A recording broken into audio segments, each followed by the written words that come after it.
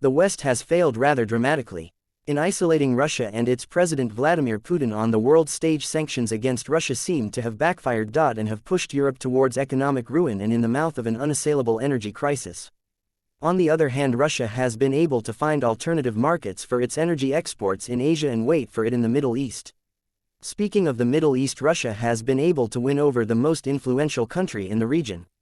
Saudi Arabia. In fact, what was so far merely speculated has now been established as a fact. Saudi Arabia has traditionally been an ally of the United States.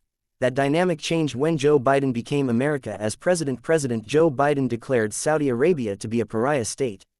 He took consecutive steps to antagonize Riyadh and hold the Saudi crown prince Mohammed bin Salman responsible for the killing of journalist Jamal Khashoggi. Saudi Arabia as a result seems to have decided to shift loyalties to Moscow.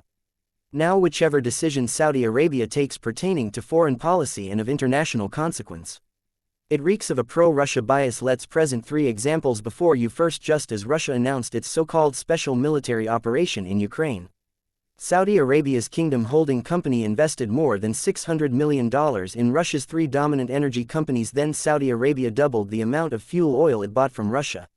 Russian fuel began being used in Saudi power plants and Riyadh was able to free up its own crude for additional exports.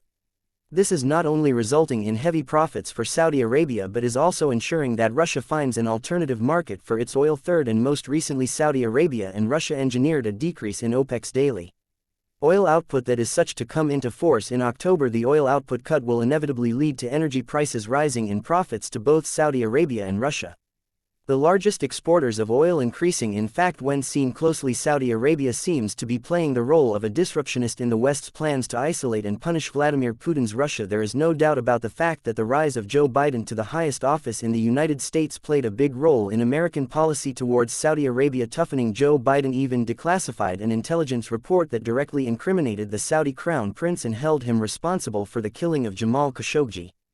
Thereafter, the Biden administration halted several arms deals to Riyadh, further souring ties between the 2 countries.